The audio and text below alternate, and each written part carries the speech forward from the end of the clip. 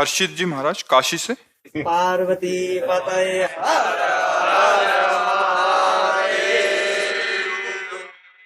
महाराज जी, समाधि बोध क्या है? समाधि कैसे प्रवेश लें? देखो, जब तक तीनों शरीरों का राग है तब तक समाधि बहुत मुश्किल है। धीमाने बुद्धि हमारी जब समता को प्राप्त हो जाए, समस्त द्वंद्वों पर विजय प्राप्त हो जाए और तीनों शरीरों का राग शून्य हो जाता है, चिंतन रहित स्थिति का नाम समाधि है। जो संकल्प युक्त समाधि होती है वो संप्रज्ञात समाधि कहते हैं। संप्रज्ञात जो संकल्प में होता है वो खास महत्वपूर्ण महान ऋषियों ने नहीं मानी। असंप्रज्ञात विचक्षणा समाधि जिसमें किंचन मात्र का किसी भी तरह का कोई संकल्प विकल्प नहीं, संकल्प लेकर के जो समाधि होती है वो भंग भी होती है, फिर वो बहिर्मुख भी होता है। तो उसका जो उठते बैठते चलते फिरते शरीर की क्रियाओं से रहित अपने आप में स्थित है, उसे असंप्रज्ञात समाधि कहते हैं। समाधि की प्राप्ति के लिए पहले शरीर को वश में करना सीखे। पद्मासन, सिद्धासन, ये दो आसन प्रधान आसन है। सिद्धासन कभी लगाया है? जी कितने मिनट? जी लगभग 10 मिनट। 10 मिनट नहीं, ये तो घंटों में आना चाहिए। ऊर्ध्वरेता ब्रह्मचारी ही समाधि को प्राप्त होता है। समाधि की स्थिति तक जाने के लिए पहले शरीर को जब 3 घंटा किसी एक आसन पर, पद्मासन या सिद्धासन पर हम विराजमान हो गए, शांत, अब हिलेगा नहीं शरीर, मुर्दे की भांति। और जो मन संकल्प विकल्प कर रहा उसे पहले मंत्र में लगाओ। चिंतन के द्वारा अचिंत्य में पहुंचना है। गुरु मंत्र मिला है ना, उसका चिंतन। पहले उस चिंतन 3 घंटे शरीर को बिना हिले डुले किसी तरह, जो पीड़ा हो रही हो मैं शरीर नहीं हूं, समझ रहे? अभी 3 घंटे कभी बैठे नहीं है, इसलिए उसको देख, भयंकर पीड़ा होती 45 मिनट के बाद।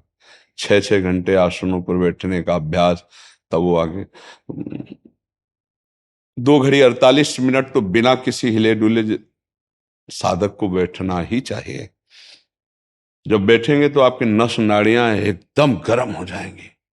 सर्दी में पसीना आया है अपने लोगों के। फिर दूसरा, प्राणों का संयम प्राणायाम के द्वारा करते हैं। प्राणायाम कौन सा प्राणायाम करते हैं? अनुलोम विलोम एवं सांस को लेते हैं। और ये तो बहुत साधारण है। समाधि के लिए चाहिए रेचक, कुंभक, पूरक। पूरक, कुंभक, रेचक, रेचक, कुंभक, पूरक। दाहिने स्वर से मंत्र का चिंतन करते हुए खींचा, बंद कर लिया, कुंभक। अब जितने में खींचा उससे डबल, कम से कम, नहीं तो और 3 गुना हो जाए, बंद कर लिया। फिर उसी बिल्कुल मध्यम रीत से धीरे धीरे धीरे उसे छोड़ा, फिर उसी से खींचा, फिर कुंभक, फिर ये प्राणायाम समाधि की तरफ ले जाते हैं, एकदम शांत। एक प्राणायाम होता है बिना पकड़े, पूरी वायु बाहर कर दी, रोक लिया, बाय कुंभक। अब जितनी देर फिर श्वास एकदम, फिर शांत, आंतरिक कुंभक, वायु भर ली। अब इसे 1 मिनट, 1.5 मिनट, आधा मिनट, जितनी क्षमता है मंत्र का चिंतन करते हुए रोके, फिर छोड़ दिया। आंतरिक कुंभक, बाह्य कुंभक, रेचक, पूरक, कुंभक, पूरक, कुंभक, रेचक। इस गति से हम प्राणायाम की साधना करके प्राणों का संयमन करते हैं। मन का संकल्प रहित करना, बार बार मिथ्यात्व भाव लाना जहां जहां हमारा मन जाए, ये बहुत आवश्यक है समाधि के लिए। चित्त वृत्ति का निरोध करके परमात्मा स्वरूप में लगाना, चित्त वृत्ति को रोक कर भगवान में लगाना, आत्म स्वरूप की तरफ गति करना। तो पहले हम इस पर संयम लावें, आसन ठीक करें, प्राणायाम से समझो, और ब्रह्मचर्य का ध्यान रखें। आहार अल्पाहार, सात्विक आहार, कुसंग का किसी भी तरह से कोई भी, चाहे वृत्ति हो या व्यक्ति हो, उसका सानिध्य नहीं। निरंतर भगवदाकार वृत्ति के लिए हम तड़पें तो गुरु भगवान की कृपा से समाधि की तरफ हमारी गति है। बैठे बैठे भाव दशा आ जाती समाधि की, शरीर की शुद्धि नहीं, आंख खुली है, जिंदा मृत तुल्य। समाधि का मतलब समझते हो? जिंदा मृत तुल्य, जैसे मृत में कोई भी हलचल क्रिया, ऐसी समाधि अवस्था। आंख खुली तो खुली है, वो अपने परमात्मा स्वरूप में स्थित है। बाह्य कोई देह दशा विस्मृत समाधि। तो पहले खूब नाम जप करे, मंत्र जप करे, पवित्र साधन करे, तब वहां स्थिति पहुंचते है। नहीं, अब जैसे प्रारंभ में ही तो फिर वो काला काला अंधकार दिखाता है, कल्पना होती रहती, समय बर्बाद होता है। मंत्र में मंत्राकार वृत्ति, अगर सही ढंग से चलना चाहिए तो मंत्र में चिंतन, तब अचिंत्य स्थिति आती है। सूक्ष्म प्राण, अचंचल मन, पवित्र मन, बसीभूत शरीर, हर इंद्रियां जितेंद्रिय, अब वो समाधि की तरफ पहुंचेगा। अभी तो बड़ा कूड़ा करकट इसे समेटना है ना, और जहां इसकी तरफ कोई बढ़ने लगता है तहां उसके अंदर सिद्धियां आ जाती हैं, फिर वो चमत्कार दिखाने लगता, फिर फंस जाता है। होए बुद्धि जो परम सयानी, तीन तन चितई नान हित जानी, तब वो समाधि सिद्धि। समाधि सिद्धि ऐसे थोड़ी मिलती। जो इस समाधि की तरफ आप बढ़ने की साधना करेंगे, सोए आपके बहुत से चेला बनने लगेंगे, आपका बहुत यश होने लगेगा, रुपया पैसा बढ़ने लगे। फंस गए, समाधि की तरफ से गए। अगर और आगे बढ़े तो रिद्धियां सिद्धियां आ गई, मन की बात जानना, ये वो सब कूड़ा करकट है। सीधे परमात्मा तत्व में। इसीलिए देखो जो भजनानंदी महात्मा है, उनमें बाहरी कोई सिद्धि तुम्हें नहीं मिलेगी, कोई चमत्कार कोई सब नहीं। सीधे अगर उनका कोई चमत्कार है, तुम्हारे मन का परिवर्तन होकर प्रभु में लग जाना, यही चमत्कार संतों का होता है। क्योंकि वो इन सिद्धियों को स्वीकार नहीं करते। जो इन सिद्धियों को स्वीकार करता है, भगवत प्राप्ति की योग्यता खो देता है। इसलिए बहुत सावधान होकर चलो। नई अवस्था, खूब जोर का साधन करो, पुरुषार्थ करो, मिटा दो अपने आप को, तो चमकने लगोगे। जैसे सोना जलता है, प्रकाशित हो जाता है, ऐसे जो साधु तप के द्वारा अपने विकारों को भस्म कर देता है, वो भगवान की तरह हो जाता है। तस्मित् त्यजने भेदा भावात्, भगवान और भगवान के जन्म में अभेद स्थिति होती है। ब्रह्मविद ब्रह्मई भवति, जो ब्रह्म को जान जाता है ब्रह्ममय हो जाता है। प्रदीप दास जी, जय श्री राधे। महाराज जी, ईश्वर के प्रति प्रेम कैसा होना चाहिए और गुरु जी की सेवा कैसे करें? ईश्वर के प्रति प्रेम, लखनलाल जी जैसा कोई प्रेमी, भरत जी जैसा कोई प्रेमी त्रिभुवन में न हुआ है, न होगा, क्योंकि वो तो भगवान ही प्रेम की लीला कर रहे हैं। तो लक्ष्मण जी के लिए आया कि वो सियाराम जी का सेवन कैसे करते हैं, जैसे अविवेकी पुरुष अपने शरीर का सेवन करता है। लखनलाल जी के लिए गोस्वामी तुलसीदास जी लिख रहे कि सिय रघुवीर का सेवन कैसे कर रहे, जिमि अविवेकी पुरुष शरीर है। जैसे अज्ञानी पुरुष देहा आसक्त होकर अपने देह की ही सुख वृत्ति में लगा रहता है, ऐसे लक्ष्मण जी सियाराम के सुख संपादन में लगे।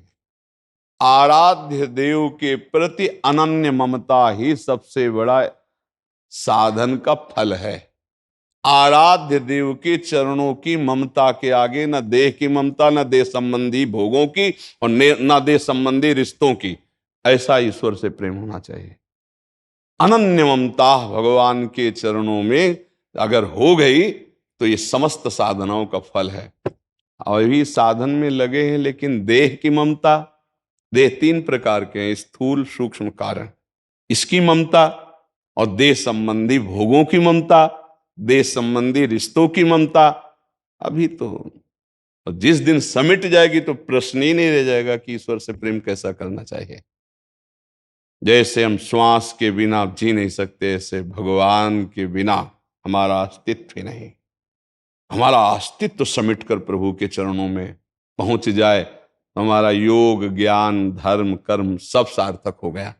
नहीं तो गोस्वामी जी कहते हैं, शो शब धर्म करम जरि जाऊ, जहां न राम पद पंकज भाऊ। जोग कुजोग ज्ञान अज्ञानु जहां नहीं राम, प्रेम परधानु। सब साधन कर यह फल सुंदर, प्रभु पद पंकज प्रीति निरंतर। भगवान के चरणारविंद में निरंतर हर वृत्ति जुड़ती रहे, यही समस्त साधनाओं का फल है, यही सबसे बड़ी सिद्धि है। अनन्य ममता अपने आराध्य देव में हो जाना, या समस्त आसक्ति रहित होकर, समस्त चिंतन रहित होकर अपने स्वरूप में स्थित हो जाना। दो ही भाव हैं, एक भक्ति से और एक ज्ञान से। साधक जिस मार्ग का पथिक हो अपने मार्ग को समझे और अपने लक्ष्य पर स्थित हो जाए। तो जैसे अपनी वैष्णव पद्धति है, भगवान स्पष्ट आज्ञा कर रहे, सबकी ममता ताग बटोरी, मम पद मन बांध बरडोरी। क्या हम उसे स्वीकार कर पा रहे हैं? क्या हम उसे धारण कर रहे हैं? जब हम अपने इष्ट की आज्ञा का पालन नहीं कर पा रहे तो उनसे प्रेम कैसे हो जाएगा? हमारा प्रेम कोई नया नहीं है, ध्यान रखना। प्रेम को उपजना नहीं है, वो फैला हुआ है। जो संसार में फैल गया उसे राग, मोह, आसक्ति, काम, इससे कहा गया। और वही समेट कर जब रघुनाथ जी के चरणों में, श्री कृष्ण चरणों में, प्रियाजू के चरणों में, तो वही प्रेम होता है। सबकी ममता ताग बटोरी, बिल्कुल सरल शब्दों में कह रहे हैं, पर हम नहीं बटोर पा रहे हैं। अगर ममता बटोर ले तो अद्वेष्टा सर्वभूतानां मैत्रा करुणयोच निर्ममो निरहंकारा सुख दुखा समाक्षमी। वो क्षमावान महापुरुष किसी से द्वेष नहीं करता, किसी में दोष दर्शन नहीं करता, सबसे करुणा मैत्री का व्यवहार करता है, लेकिन निर्मम रहता है, निरहंकार रहता है। ये भगवान के भक्त का स्वरूप प्रकाशित हो जाता है। जैसे भगवान कह रहे, समदर्शी इच्छा कछु नाही, हर्ष शोक भय नहीं मन माही। तो अस सज्जन मम उर बस कैसे, लोभी हृदय बसो धन जैसे। ऐसी ईश्वर से प्रीति होनी चाहिए कि उसके समान त्रिभुवन में कोई ना हो। वो है भी नहीं, पर वो बहुत छोटे हैं हमारी दृष्टि में। कहने को हम बहुत प्रवचन में या ऐसे बोले, रुपया, भोग सामग्री, शरीर प्रीता, शरीर संबंधी भगवान से बड़े हैं, ऐसी मान्यता है। तभी तक उपासक भगवदानंद का अनुभव नहीं कर पा रहा। नहीं तो मात्र शरणागति से भगवदानंद की अनुभूति हो जाए, निर्भय, निशंक और निश्चिंत, ये उसकी धरा हो जाए। मात्र शरणागति से रखियो ताई प्राण की नाई, भगवान कह रहे, जो सभी आवा शरणाई रखियो। फिर भगवदानंद क्यों नहीं उत्पन्न हो रहा? क्योंकि हम शरणागति के जो सोपान हैं उन पे नहीं चल रहे हैं। बस बहुत लंबी यात्रा होने पर भी, कल संत भगवान पधारे थे, यहीं बैठे थे, अवस्था वृद्ध थी, बहुत अच्छे साधक है। वो कह रहे थे नित्य अमुक अमुक साधन करते हैं, पर मेरा मन अभी अशांत है। बस आप बस ये बात, वेदांत का अनुशीलन करते हैं, गुरु चरणों में बैठते हैं, सब कुछ है, पर निरंतर चिंतन की वृत्ति ना होने के कारण वो मन को संभालना बड़ा कठिन है और मन भटक रहा है। बहुत ईमानदार सच्चे संत थे जो अपनी स्थिति बता दी। एक पॉइंट केवल है, कोई है जीवन में, चाहे शरीर ही क्यों ना हो, जो प्रभु से बढ़कर है, जो लक्ष्य से बढ़कर है, तभी हमें भगवदानंद की प्राप्ति नहीं होती। नहीं तो केवल प्रभु जिस दिन आ जाएंगे हमारे दिमाग में, तो नहीं खान पान ते भावे है, नहीं कोमल वसन सुहावे है, सब विषय लगे ते खारा है, हरि आशिक का मग न्यारा है। नारायण हरि भजन में पांचों न सुहात, विषय भोग निद्रा हंसी जगत प्रीति बहुबात। ढूंढ लो, इन्हीं में ऐसे दोष हैं हमारे अंदर जो हमें भगवदानंद में नहीं डूबने देते। नहीं, भगवदानंद हमारे बाप की प्रॉपर्टी है, हम उन्हीं के तरह से ना। ममैवांशु ईश्वरंश जीव ऐलासी। तो जो सच्चिदानंद का स्वभाव स्वरूप और सुख है, चाहे एक चम्मच जल ले लो गंगा जल से, चाहे एक टैंकर भर लो, उसे बोलोगे क्या गंगा जल ही तो बोलोगे। तो पूर्णमदः पूर्णमिदं पूर्णात् पूर्णमुदच्यते पूर्णस्य पूर्णमादाय पूर्णमेवा वशिष्यते। उस पूर्ण परमात्मा तत्व का जो अंश है वो चैतन्य घन अमल है, निर्विकार है, सुख राशि है। सुख राशि शब्द श्री भगवान के लिए कहा गया, जो आनंद सिंधु सुख राशि। तो चेतन अमल सहज सुख राशि, सुख राशि का अंश सुख राशि। एक को सुख नहीं मिल रहा, दुख में फंसे हुए। अशाश्वतम दुखालयम दुख योनयः, जिसके लिए संबोधन किया गया उसी में हम फंसे हुए हैं। और हम भगवदानंद की संपत्ति से युक्त हैं, कहीं किसी साधन की जरूरत नहीं। उस आनंद के लिए साधन किया जाता है असाधनों का त्याग करने के लिए, और आनंद की अनुभूति तो कृपा बरस रही, बस उसी में डूब जाते हैं। इसलिए गोस्वामी जी ने कहा, या गुण साधन ते नहीं हुई, तुम्हारी कृपा पाओ कोई कोई। गुरु कृपा से असाधनों का त्याग हो जाए तो आपका स्वरूप ही सुख राशि है, आप परमानंद स्वरूप हैं पक्का, क्योंकि परमानंद प्रभु के अंश है। इसीलिए अचाह स्थिति उपासक की पैदा हो जाती है, कोई कामना नहीं। और जिसके हृदय में कोई चाह नहीं होती तो वहां भगवान स्वयं प्रकाशित होकर निरंतर के लिए बैठ जाते हैं। जाहि न चाही कबहू कछु, तुम सन सहज सने, तो बसो निरंतर तासुर सोराउर निजगे। भगवान अपने घर की तरह उसके हृदय में प्रकाशित होकर फिर कभी नहीं जाते। किसके? जिसके अंदर कोई चाह नहीं। जैसे ध्रुव जी के पास आए तो घर की तरह नहीं आए, ऑफिस की तरह आए। ऑफिस में आए, हाजिरी लगाई, चल दी। लेकिन गोस्वामी जी के पास, तुलसीदास जी के पास ऑफिस की तरह नहीं आए, घर की तरह आए। रात दिन हृदय मंदिर में प्रकाशित हो रहे। अगर गोस्वामी जी शयन कर रहे हैं तो रघुनाथ जी रक्षा में खड़े हैं। सेवा ने सेव्य को अधीन कर लिया। काशी का ही चरित्र है कि उनकी रामचरितमानस लिपि को लेने के लिए विद्वानों ने कुछ ऐसे अभद्र विचार वालों को कि गंगा जी में फेंक दिया जाए, तो देखा रघुनाथ जी और लखन जी और तुलसीदास जी आराम से शयन कर रहे। हाँ, ध्रुव जी के पास ऑफिस के रूप में क्यों है? क्योंकि उनको अटल पदवी की चाह है। जिसके हृदय में जाहि न चाही कबहू कछु, तुम सन सहज सने, बसो निरंतर तासुर शोराव।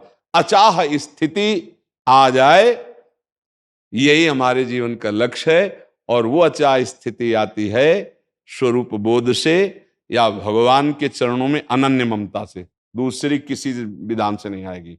या तो स्वरूप बोध हो जाए तो अचाह स्थिति, हमारा स्वरूप अभाव रहित है, कोई भी अभाव नहीं हमारे स्वरूप में है, भगवत स्वरूप है। या हमारे प्रभु के चरण अरविंद में पूर्ण ममता समर्पित हो जाए तो चाह होती देह भाव से। जब देह और देह संबंधी ममता प्रभु के चरणों में समर्पित, तो प्रभु के चरणों का प्रताप ऐसा कि अचाह स्थिति पैदा हो जाती है। देखो, परम अनुरागी केवट जो जब चरण पखार रहे, इसके बाद प्रभु ने सियाजू की अंगूठी दी तो क्या कहा? अब कछुनाथ न चाहिए मोरे, दीन दयाल अनुग्रह तोरे। अब आप देखिए, अचाह स्थिति आ गई ना, या तो प्रभु के चरणों में अचाह स्थिति और या स्वरूप बोध में अचाह स्थिति। हम लोग बीच में हैं, ना स्वरूप में है और ज्ञान बघारते हैं, और ना प्रभु के चरणों में पूर्ण ममता है। इसीलिए दुर्वासना मम सदा परिकर्षयन्ति, दुर्वासना खींच कर हमें भ्रष्ट कर रही। और अगर थोड़ी भी ममता प्रभु के चरणों में कर ले तो उनका वचन है, करो सदा तिनके रखवारी, जिम बालक राखे महतारी, नामे भक्ता प्रणश्यति। फिर वो भ्रष्ट कैसे हो सकता है? अगर भ्रष्ट नहीं हुआ तो भगवदानंद क्यों नहीं है? दोनों बात है, भगवदानंद क्यों नहीं है? इसका मतलब किसी इंद्रिय का कुसंग है, इसका मतलब कहीं हमारी ममता है। अगर ये हट जाए प्यारे तो बिल्कुल बिल्कुल लबालब आनंद है। पानी में मीन पियासी मुझे सुन सुन आवे हासी, पानी में मीन पियासी मुझे सुन सुन आवे, आनंद सिंधु मध्य तव बासा। कहा ले रहा है? आनंद सिंधु के बीच में, और फिर प्यास से मर रहा है। सुख की आकांक्षा से सुख बिंदु भी जहां नहीं है, ऐसे भोगों में पूरा जीवन व्यतीत कर रहा है। और सुख सिंधु में वही है जहां मैं है, वही हरि है। और सही पूछो तो चतुश्लोकी भागवत का आप अध्ययन करो तो पता चल जाएगा मैं ये कौन है। मैं ही मैं पहले था, मैं ही मैं अब हूं, मैं ही मैं बाद में रहूंगा, मेरे सिवा न कोई था न कोई है न रहेगा, यही हर भक्त को अनुभव होता है। देखो गोस्वामी जी को अनुभव हो रहा है, बोले जड़ चेतन जग जीव जत सकल राम मैं जानी। मानी नहीं, खूब ज्ञान के द्वारा जान के बोल रहे हैं। बहुत सुंदर बात है। सर्वम खलमिदम ब्रह्म जो वेदांत कह रहा है, गोस्वामी जी को अनुभव हो रहा है। जड़ चेतन जग जीव, जिसे जीव कहा गया, गोस्वामी जी कह रहे जीव सकल राम मैं जानी। मान कहने से होता है कि महाराज आपकी भावना है, आप मान रहे हो। बोले मान के नहीं कह रहा, वही है चराचर जगत के रूप में वही है। आगे यही अनुभूति हर भक्त को होती है, वासुदेवा सर्वम। फिर ममता हम किसको दें? नाशवान शरीर को दें, भोगों को दें। अब यही समझ ना पाने के कारण ममता हमारी फैल चुकी, इसीलिए भक्ति का आनंद नहीं मिल रहा, और ज्ञान केवल बुद्धि में रह रहा, अनुभव में नहीं आ रहा, इसलिए ज्ञान का लाभ नहीं मिल रहा। वेदांत की बात करते हैं और भोगों में प्रियता है, भक्ति की बात करते हैं और देहाभिमान है, दोनों बातें गलत हो गई, इसलिए लाभ नहीं मिल पा रहा। तो हम ईश्वर से प्रेम करें ऐसा, जैसा अज्ञानी पुरुष अपने शरीर से प्रेम करता है, ऐसे हम बिल्कुल आत्मवत प्रभु के चरणों में पूरी ममता समेट दें। सबकी ममता ताक बटोरी, बढ़िया काम बन गया। आप समझ पा रहे? अगला क्या है? महाराज जी, गुरु जी की सेवा कैसे करें? गुरु जी की सेवा, गुरु जी की आज्ञा पालन ही सबसे बड़ी सेवा है। गुरु जी की सेवा, मान लो आप चरण दबा दो, कपड़े धो दो, या भिक्षा मांग के ले आओ, ये सेवा का अंग है। संपूर्ण सेवा नहीं कर सकते, क्योंकि आज्ञा शम्न सुसाहब सेवा, अपने मालिक की सबसे बड़ी सेवा है उनकी आज्ञा का पालन करना। गुरु आज्ञा कर रहे हैं, वैसे यदि हमारी दिनचर्या नहीं, हमारा जीवन नहीं है, तो गुरु के समीप, गुरु के श्रीअंग सेवा करते हुए भी लाभ नहीं मिलेगा। लाखों कोस दूर है और गुरु की आज्ञा पर चल रहा है, तो गुरु हर समय उसके हृदय में, उसके मानस पटल पर छाए हुए हैं, और वो गुरु का लाडला निश्चित इष्ट को प्राप्त हो जाएगा। गुरु की सेवा, उनकी आज्ञा पर ध्यान दिया जाए, उनके वचनों पर ध्यान दिया जाए। वो जैसे, अगर वो चाहते हैं तो हम उनके चरण दबाते हैं, नहीं चाहते हैं तो हमें आवश्यकता गुरु जी के इशारे पर चलने की है। सेवा का तात्पर्य होता है सेव्य की रुचि के अनुकूल चलना, अपने मन के अनुकूल चलना नहीं, सेव्य की रुचि के अनुकूल चलना। गुरुपद पंकज सेवा तीसरी भक्ति अमान, मान रहित होकर के, सुख की चाह का त्याग करके केवल उनकी आज्ञा का पालन करने वाला वो गुरु सेवी, वो गुरु स्वरूप हो जाता है, गुरु स्वरूप हो जाता है। संदीपनी जी ने अपने गुरुदेव की आज्ञा का पालन किया, उनकी सेवा में रहे। बाद में एक बार गुरुदेव ने विकसित होने की लीला की, संदीपनी जी के गुरु, तो जो शिष्य और थे तो थूक देना, ईंट मारना, ऐसी लीलाएं की तो सब भाग गए। संदीपनी जी उनको स्नान कराना, भिक्षा मांग के लाना, पवाना, सेवा करना। तो जब कुछ दिनों बाद वो जो लीला की थी वो शांत हो गई, तो उनका बेटा और सब कहाँ गए? तो बोले गुरुजी आपका व्यवहार ऐसा था, तो सब भाग गए। क्या व्यवहार था? बोले आप थूक देते थे, आप लघुशंका कर देते थे, आप धूल मारते थे, ईंट मारते थे। तो बोले तुम्हारे ऊपर नहीं मारा क्या? बोले मारा। तो बोले तुम क्यों नहीं भागे? फिर बोले गुरुजी आपकी सेवा कौन करता है इसलिए। तो उनका बेटा मैं अपने तप और भजन के प्रताप से भगवान के धाम में जा रहा हूं, तुम्हारे यहां स्वयं परम धाम भगवान शिष्य बनकर आएंगे। संदीपनी जी गुरुपद में बैठे और भगवान श्री कृष्णचंद्र जी नीचे बैठ करके, जिनकी श्वासों से वेद प्रकट हुआ वो भगवान नीचे बैठे। तो गुरु सेवक वही जो स्वसुख वांछा का, मान का त्याग करके गुरु पर आसक्त हो, उनके वचनों पर आसक्त हो, वही गुरु सेवी कहा जाता है। और गुरु की बाहरी संपत्ति देकर सेवा करके संपत्ति का अधिकारी बनने की भावना रखना, तो बाहरी संपत्ति मिल सकती है, लेकिन आंतरिक गुरु की संपत्ति उसी को मिलती है जो गुरु की रुचि में रुचि मिलाकर चलता है, उनकी आज्ञा पे चलता है। आप समझ पा रहे? सेवा का मतलब मन मन की रुचि जान नेह विधि अनुसरे। गुरुदेव की रुचि क्या है, हम सेवा के बल से इतना जान पावे कि मेरे गुरुदेव क्या चाह रहे हैं, उनके अनुसार अपने जीवन को समर्पित करके चलाना, यही गुरु सेवा है। कोई भी सच्चा भगवत मार्ग का पथिक, उसको तुम भोजन दे दो, वस्त्र दे दो, चरण दबा दो, इससे वो प्रसन्न नहीं होगा। वो प्रसन्न होगा उनकी आज्ञा का पालन करो कि तुम उसी स्वरूप में स्थित हो। मनमानी आचरण करो, ये सब सेवा करो, बिल्कुल असंतुष्ट होंगे गुरुदेव। ये हम आपको सच्ची बात बता रहे हैं। गुरुदेव की आज्ञा ही गुरुदेव को प्रिय है, क्योंकि भगवत प्राप्ति कराने के लिए गुरुदेव के रूप में हरि आए हैं। अगर उनकी आज्ञा का पालन नहीं करोगे तो भगवत प्राप्ति नहीं होगी। भगवत प्राप्ति नहीं होगी तो कोई गुरु प्रसन्न नहीं होगा। सच्चा गुरु जो भगवत मार्ग का है वो प्रसन्न होता है अपनी आज्ञा का पालन कराने से। समझ पाए आप? और सब देखो, और फिर जाते जाते एक और बात कह रहे, जैसे होली है ना, तो लोग होली में कहते हैं कि साल भर तो नहीं पीते लेकिन होली में पिया ऐसे। हाँ, तो ये होली पीने के लिए नहीं है, ये उत्साह मंगल है। देखो लोक में होली त्योहार क्यों मनाया जाता है? आप जानते हो क्यों मनाया जाता है? परम भक्तराज प्रहलाद जी का उत्सव है ये। जब हिरण्यकश्यप की बहन होलिका ने देखा कि प्रहलाद जी किसी भी तरह से मर नहीं रहे और मेरा भाई निराश हो रहा है, तो उन्होंने हिरण्यकश्यप से कहा, भैया मैंने अग्नि की साधना करके एक शीतल पट प्राप्त किया है कि घोर अग्नि की ज्वाला में मैं बैठ जाऊंगी, मेरा रोम नहीं झुलसेगा और ये जलकर भस्म हो जाएगा, आपको चिंता नहीं करनी। तो ढेर सारी लकड़ियों का एक पहाड़ बनाया गया और उसमें गुफा जैसे में प्रहलाद जी को लेके बैठ गई। वो अग्नि को सिद्ध की हुई थी, पीत जो वस्त्र था ऐसे ओढ़ ले तो अग्नि छुएगी नहीं और प्रहलाद जी भस्म हो जाएंगे, ऐसा पक्का इरादा। आग लगी तो ताकर दूत अनल जे सिरजा, जरा न सोते कारण गिरजा। भगवान ने ही तो दायिका शक्ति अग्नि को दी है, तो ऐसी हवा चली कि वो संभाल ही नहीं पाई, प्रहलाद जी को पकड़े थी। पीत पट जो था अग्निपट शीतल, वो प्रहलाद जी के ऊपर आ गया और ज्वाला ऐसी बड़ी कि जलकर भस्म हो गई।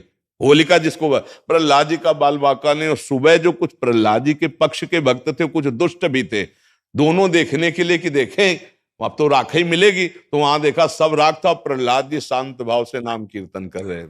तो सबने परिक्रमा की, आज भी की जाती है, होली की पूजा की और तिलक लगाया और वहीं कीर्तन किया। ये कीर्तन का उत्सव, आनंद उत्सव मनाया जाता है भक्त प्रहलाद। तो अब दुष्ट आनंद कैसे मनाएंगे? शराब पी के नाली में।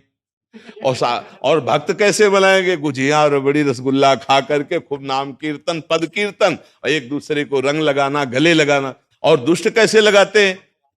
हाँ, दुष्ट लोग शराब पीते, नाली के और ऐसी गंदी गंदी चीजें नहीं, वो कोयला मुंह में लगा, ऐसी होली नहीं खेलनी चाहिए। वो हिरण्यकश्यप के पक्ष के लोग होते हैं। हाँ, प्रहलाद जी के पक्ष के परस्पर लगा के चरण छू के एक दूसरे के घरों में जाते, पद गायन करते, होली के लिए करते। तो हमारी सबसे प्रार्थना है कि गंदी होली मत खेलना, कोई नशा मत करना, शराबाज, खूब अच्छे अच्छे पदार्थ बनाओ, खाओ पियो और एक दूसरे को रंग लगाओ, होली उत्सव मनाओ। लेकिन ऐसे गंदी बात, ऐसे गंदे लोगों का संग, कि होली के पर्व पर हम सबसे प्रार्थना करते हैं कि कोई भी व्यसन किसी तरह का ना किया जाए। ये मांगलिक भक्त उत्सव है, भक्तराज प्रहलाद जी के उत्सव में हम ये होली का उत्सव मनाते हैं। इसका रहस्य है भक्तराज प्रहलाद का उत्सव। जैसे हम दीपावली मनाते हैं तो भगवान श्री राम जी विजय प्राप्त करके रावण से अयोध्या में आए, पधारे, तो दीपावली मनी ना। तो हमारे हर त्योहार का भगवान से संबंध है। भारतीय संस्कृति का जो त्योहार है वो भगवान से संबंध रखता है। तो भगवान से संबंधित त्योहार में मैं राक्षसों वाली बातें क्यों करे? ये राक्षसी बातें, शराब पीना, एक दूसरे को मारना पीटना, गाली। महाराज जी, इसमें एक प्रश्न है। 2-4 दिन पहले किसी ने, आपने एक कांतिक में ऐसा वक्तव्य दिया था कि जैसे नारायण नर बन सकता है वैसे ही नर नारायण, क्योंकि रास्ता बन गया। महाराज जी, इसका भावार्थ क्या है? उस देखो बात ये है कि भगवान ने ही अपने आप को, हमारे जितने रूप दिखाई दे रहे हैं ना, अपने आप को फैलाया है। समझ रहे ना? वासना वासुदेवस्य वासितम भुवनत्रयम सर्वभूत निवासोस्मि वासुदेव नमोस्तुते। वासुदेव भगवान ने अपनी एक इच्छा प्रकट की कि मैं ही इतने सब रूपों में हो जाऊं। जैसे वेद में कहा गया एकोहम बहुश्यामा, तो बहुत रूपों में फैल गए। अब इस रूप में आकर हम भूल गए अपने आप को, अपने को मनुष्य मानने लगे, स्त्री मानने लगे, पुरुष मानने लगे।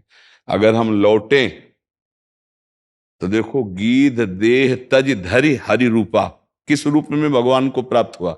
हरि रूप हुआ ना, आया ना रामायण में। गीध देह तज धरि हरि रूपा। एक जगह आया है कि मम दर्शन फल परम अनूपा और जीव पाव निज सहज स्वरूप। वो सहज स्वरूप जानते हो क्या है? हरि, आत्मस्वरूप। देखो इस चौपाई का मनन करे, बहुत मनन से ही समझ में आएगा। सोई जाने जेहि देहु जनाई, तो जानत तुम्हें तुम्हें। अब उसका मतलब समझिए ना, वो भगवत स्वरूप हो जाता है। तो नर जो बना हुआ है वो अंदर में नारायण ही है। वो अपने को भूल करके नर शरीर में, जब कुत्ता बने तो कुत्ते शरीर में तन्मयता। हम इसका बहुत सरल उदाहरण देते हैं कि जब आदमी रिक्शा चलाता है उसको बोले ए रिक्शा, खड़ा हो जाएगा। कुछ दिन बाद वो टैक्सी ले ले तो आप उसको बोले एक रिक्शा, नहीं खड़ा होगा। अब उसको बोले ए टैक्सी, खड़ा हो जाएगा।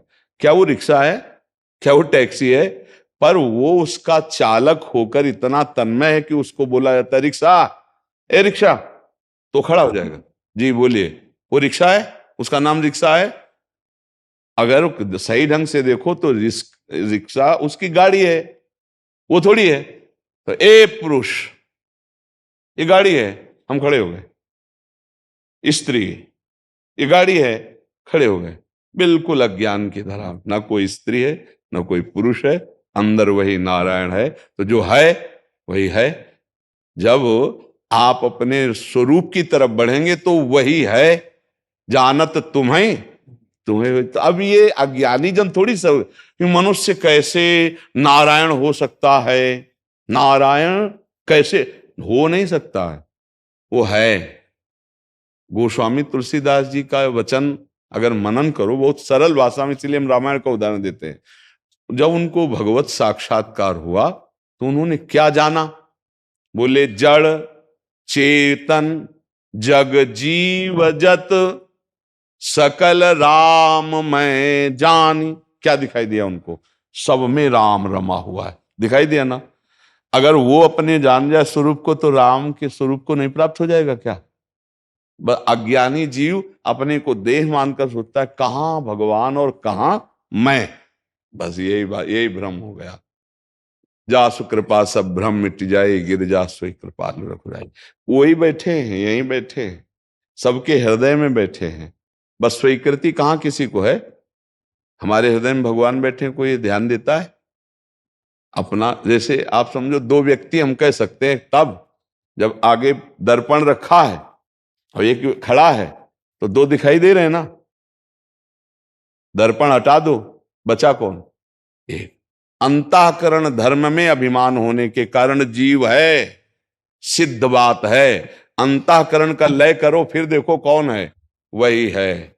जानत तुम्हें तुम्हें हो जाए, वही है, दूसरा कोई नहीं है। हाँ, अब उसका रसास्वादन होता है दास्य भाव से, सख्य भाव से, वात्सल्य भाव से, कांता भाव, भाव के द्वारा रसास्वादन होता है। सत्य वस्तु एक है कि दो? फिर ये कि मनुष्य नारायण कैसे हो सकता है? तो दो वस्तु कहां हुई?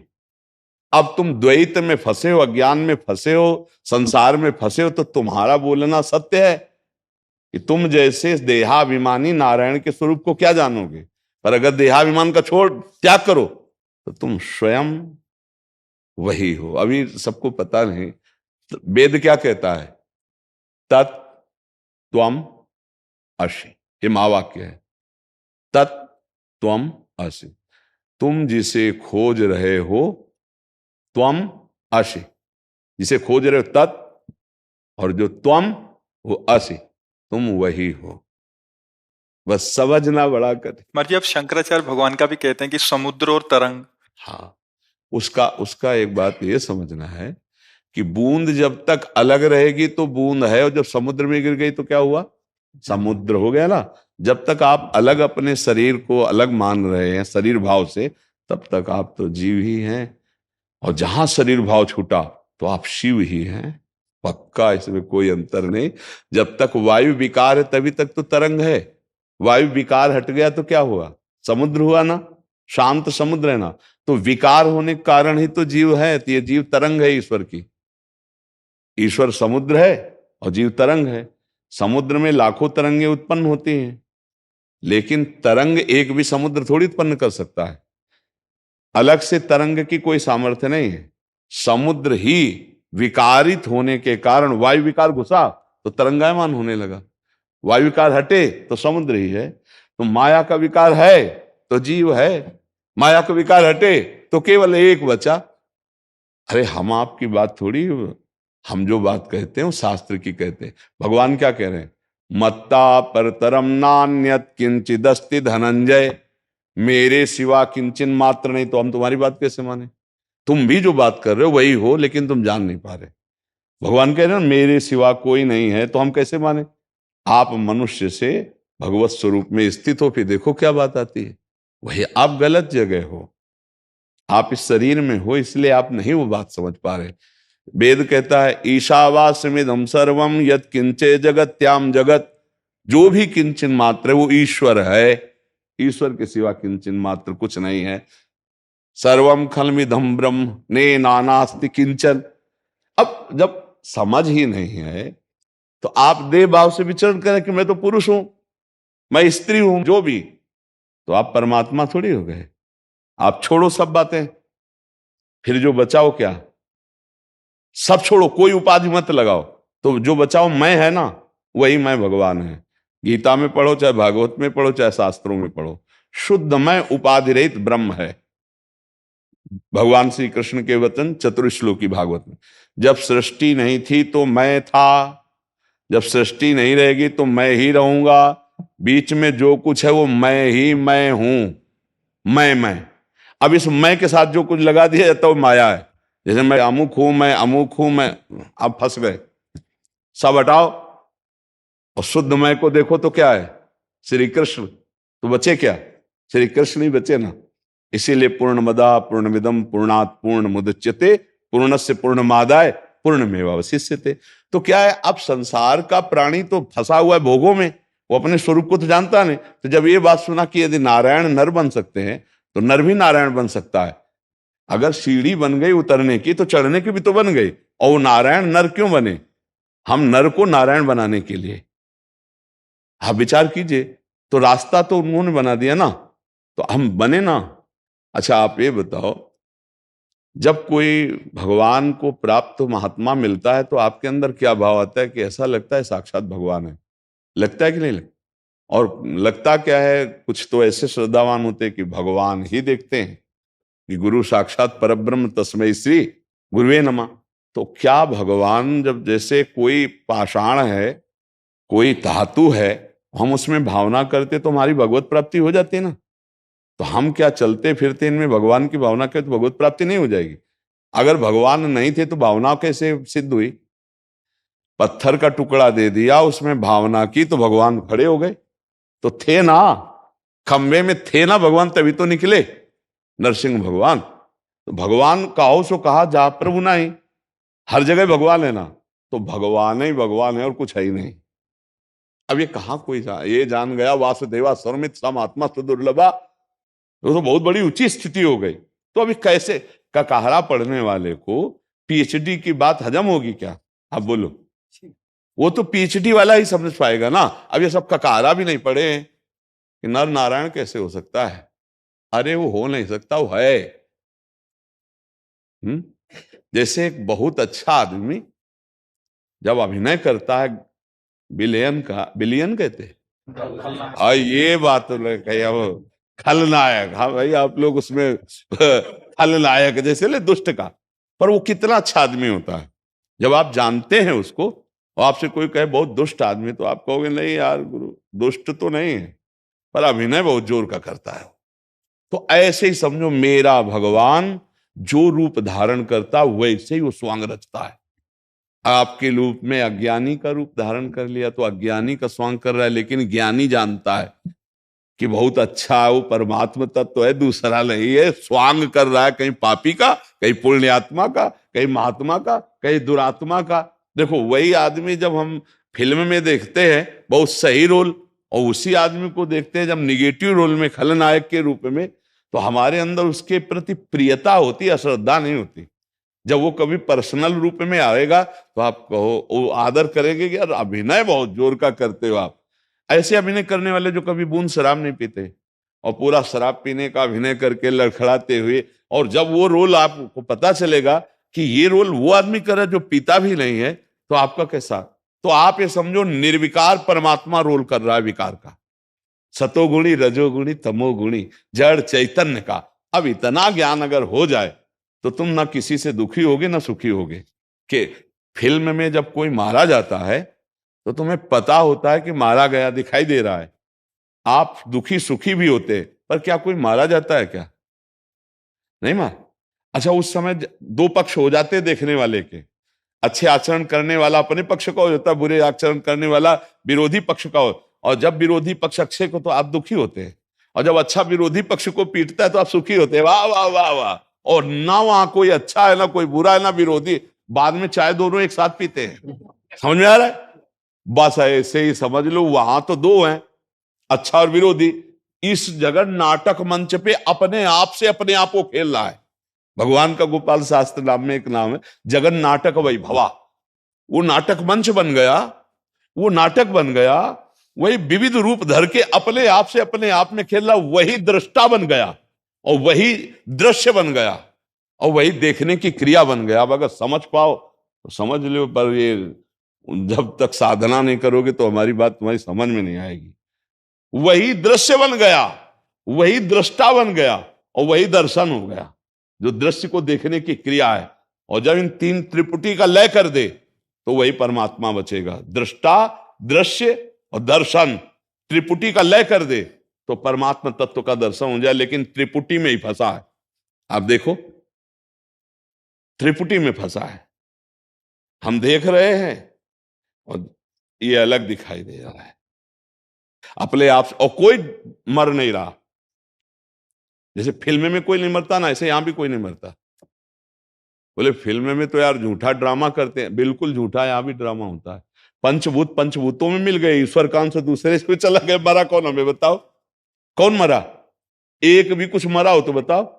आग आग में मिल गई, जल जल में मिल गया, और पृथ्वी तत्व पृथ्वी में, वायु वायु में, आकाश तत्व आकाश तत्व में, पंचभूत लय हो गए। अब जो जीवात्मा है, चैतन्य घर, वो कभी मरता है नहीं, कर्म के अनुसार दूसरे शरीर में चला गया। यदि ज्ञान हो गया तो मोक्ष को प्राप्त हो गया, भक्ति हो गई तो भगवान के धाम को चला गया। मरा कौन? बोलो। फिर रो क्यों रहे हो? फिर प्रियता क्यों बना रहे हो? यही अज्ञान है, यही मोह। जब ज्ञान हो जाएगा ये सब ठीक हो जाएगा। बिना ज्ञान के आप लाख समझाने की कोशिश करो, उसकी समझ ही नहीं है ना। बुद्धि की दौड़।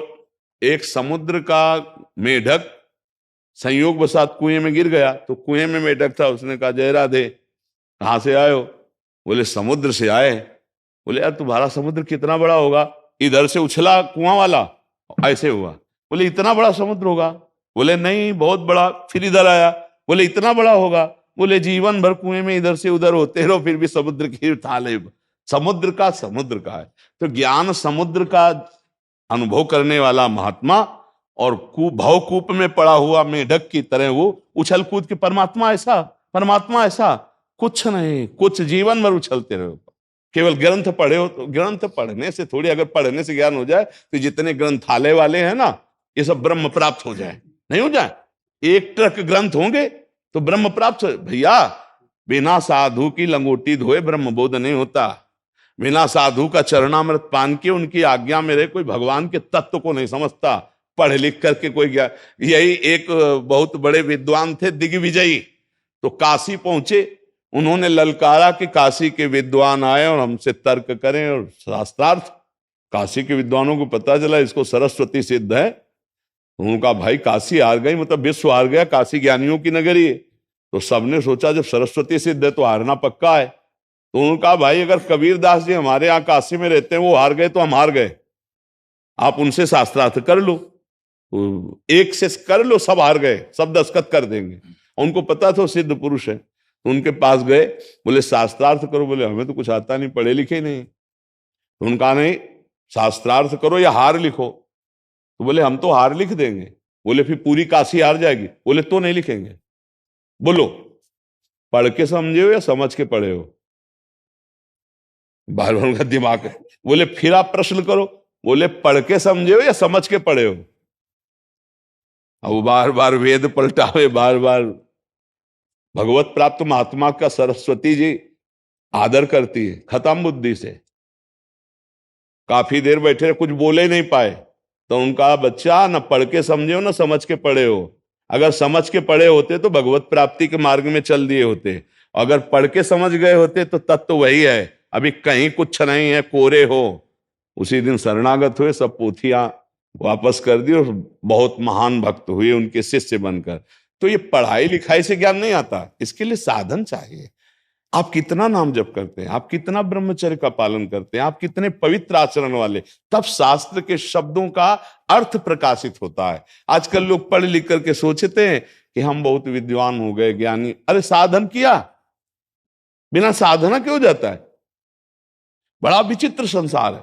इसलिए हमें लगता है सबको चाहिए भगवान का आश्रय लेकर नाम जप करो। वो जो ज्ञान प्रदान करते हैं उसी से माया पर विजय प्राप्त किया जाता है, पढ़े लिखे ज्ञान से नहीं। एक बार एक विद्वान आए, बहुत विद्वता वहां हितधाम में। तो हम कहा, ए भाई, विद्वता का फल है विकारों पर विजय प्राप्त करना। आप वृंदावन में बैठे हो, काम विजयी हो, सच्ची बताना। हमका मंदिर नहीं, ये धाम है। क्रोध विजयी। तो हम कहा विद्वता किस काम की? दुश्मन आके थप्पड़ मार के गिरा के चला जाता, किस बात के सूरवीर हो? तो शास्त्रों का ज्ञान किस लिए? विकारों पर विजय प्राप्त करने के लिए। विकारों में तो ढेर हो, शास्त्रों की बात करो, हमारे को नहीं बचेगा। कुछ ना आता हो, रामकृष्ण हरि जपते हो, धर्म से चलते हो, अच्छे आचरण से, हम तुम्हें महात्मा मानेंगे, हम तुम्हें प्रणाम करेंगे। देखो, सत्य आचरण करने से जीवन में सत्य का प्रकाश होता है। केवल याद करके दूसरों को सुना देने से नहीं होता। आजकल प्रायः यही हो रहा है, साधन मार्ग में स्थिति है नहीं और केवल तर्क वितर्क बातों का बहुत बड़ा जाल रचना, तो वो ठीक नहीं है। राम राम राम, कृष्ण कृष्ण कृष्ण, राधा राधा, इस सब ज्ञानों का ज्ञान है। अपने मन में बार बार भगवान के नाम को चलाओ, भगवान का आश्रय ले लो, सब सुखी हो जाओगे। हमारी प्रार्थना मान लो। शराब पियोगे, मांस खाओगे, बेविचार करोगे, गंदी बातें करोगे, तो तुम्हारी दुर्गति हो जाएगी। तो बहुत कलयुग का बड़ा प्रभाव बढ़ रहा है, छल कपट खूब बढ़ रहे और ज्ञान की बातें भी हो रही। एक दूसरे को सब उपदेश दे रहे और वही आचरण अपने में है नहीं, तो कैसे लाभ प्राप्त हो? तो इसलिए हम सब अच्छे बने, सब भगवान का आश्रय लें। कोई भी ज्ञानी महात्मा ऐसा नहीं जो भगवान की चर्चा न सुनता हो, भगवान का नाम जप न करता हो, भगवान का पूजन न करता हो। देखो, सनकादि बड़े बड़े सब हरिशरणम, आजकल पता नहीं कौन ज्ञान प्राप्त होता है तो भगवान को नहीं मानने के लिए तैयार, भगवान के भजन को नहीं मान रहे, भगवान की सेवा को नहीं मान रहे। तो इसलिए बहुत बचो, कलिकाल का प्रभाव बड़ा विचित्र है। जी महाराज जी, आप अपने सत्संग में हमेशा साधकों को बल देते रहते हैं कि तुम में काम भी आ रहा है, क्रोध भी आ रहा है, तो आप चिंतित मत होइए। महाराज जी, एक ऐसी ही बात स्वामी जी ने अपने सत्संग में बोली थी, बट किसी साधक का संशय हो गया, तो आप जो उसके बाद पुष्टि करते हैं, तो सेम वही बात लिखी थी महाराज जी आपके आगे। महाराज, उन्होंने एक सत्संग का दृष्टांत दिया कि स्वामी जी, आपने लिखा है कि कभी अनुचित कर्म भी हो जाए तो आप में क्या फर्क पड़ा? यदि अनुचित कर्म होता है तो वो साधक क्या हुआ? उन्होंने प्रश्न किया। तो स्वामी जी कह रहे हैं कि समय समय पर जो बात कही जाती है वो किस दृष्टि से कही जाती है और किस अवस्था में कही जाती है, इसको देखना चाहिए। हाँ। साधक के लिए कसौटी ना लगाने की बात तब कही जाती है जब कसौटी आगे बढ़ने में बाधक हो रही हो। आप दुर्गुण दुराचार को आदर दे रहे हो, भगवत संबंधी बातों को आदर नहीं देते, इसलिए कसौटी ना लगाने की बात कही जाती है, जिससे आप जल्दी उन्नति आप में हो। इससे साधक को लाभ हुआ है, हमने देखा है। नहीं तो दोषों से डरते डरते उम्र निकल जाएगी। दोष आगंतुक हैं, उनकी उपेक्षा करके भगवत संबंधी बातों को आदर ना दें। आपको कसौटी लगानी हो तो उल्टी मत लगाओ, सुलटी लगाओ कि हम भजन स्मरण करने वाले हैं, हमारे में काम क्रोध कैसे आ सकता है? आपको काम क्रोध आदि दोषों को हटाना है या भजन को हटाना है? से एक बार आपको ध्यान होगा, सत्संग में कहा था कि आप बुरा छोड़ नहीं सकते। हम कहा मत छोड़ो, हम कहते हैं ना छोड़ो झंझट, आप पकड़ लो, आप राधा राधा राधा पकड़ लो। आप बुराई नहीं छोड़ पा रहे तो अच्छाई क्यों छोड़ रहे हो? राधा राधा पकड़ लो, ये आपको छुड़वा देगा। जैसे कोई साधक भ्रष्ट हो गया है, गिर गया है परमार्थ से, अब उसको सिद्धांत नहीं बताया जाएगा। अब उसको कहा तू चिंता मत कर, मेरे वचन पर विश्वास कर, कमर कस और आगे बढ़, कुछ नहीं बिगड़ा, आगे बढ़ और तू भगवान को प्राप्त करेगा निश्चित। अब उसको उत्साह बढ़ गया। और अगर वहीं उसको चपेट दे दे, भ्रष्ट हो गया, आप क्या नरक भोगेगा, बिल्कुल अब कुछ नहीं हो गया। नहीं, अंतिम श्वास तक हर जीव का अधिकार है भगवत प्राप्ति करने का। वो चाहे जितना अपिचेत सुदुराचारो भजते माम अनन्य भाग सादृ सम्मंतव्या सम्यक व्यवसिता ऐसा। जी आपको काम क्रोध आदि दोषों को हटाना है या भजन को हटाना है? यदि दोषों को हटाना है तो फिर दोषों को क्यों आदर देते हो? भगवान के भजन को आदर दो ना। हाँ। भजन को आदर दो तो दोष टिकेंगे ही नहीं। टिक ही नहीं सकते। खास बात है। अब जैसे ये कहा कि बाबा तो बोल दिए कि भाई जो तुम करते हो करो। मर्जी काफी सारे ऐसे हाँ, तो जो तुम करते हो करो, बस राधा राधा रटते रहो। बोले ये क्या तरीका है? कह रहे राधा राधा रटो। अब समझो उसका निगेटिव स्वरूप। पॉजिटिव स्वरूप उसको देखो कि वो आदमी असत चेष्टाएं नहीं छोड़ पा रहा। क्यों? क्योंकि अध्यात्म बलहीन हो चुका है। अब क्या करो? सुनो, तुम इसको और पकड़ लो, राधा राधा राधा। अब ये जब जाएगा तो अध्यात्म बल प्रकट करेगा, वो बुराइयां अपने आप मिट जाएगी। जैसा स्वामी जी महाराज कह रहे, भजन को पकड़ो तो बुराइयां अपने आप मिट जाएंगी। जी। लोग बुरा कहते हैं तो वे समझते नहीं, उनकी बात पर विचार मत करो। आप अपने को देखो कि हमारी नीयत खराब तो नहीं है। क्या हम खराब काम करना चाहते हैं क्या? लोग तो कुछ ना कुछ कहते ही रहेंगे। राग द्वेष काम क्रोध अंतःकरण के आगंतुक विकार हैं, धर्म नहीं। वास्तव में दोषों की सत्ता है ही नहीं। परमात्मा का अंश नित्य है, इसलिए वह किसी दोषों को नित्य मान लेगा तो वह दोष दूर नहीं होगा। बिल्कुल ठीक बात है। बिना देखो, अगर जैसे 10 साधक हैं और उनमें 9 बहुत अच्छे चल रहे हैं और एक साधक बहुत गड़बड़ हो रहा है, तो महापुरुष वहीं खड़ा मिलेगा जो एक साधक गड़बड़ है, वहीं खड़ा मिलेगा।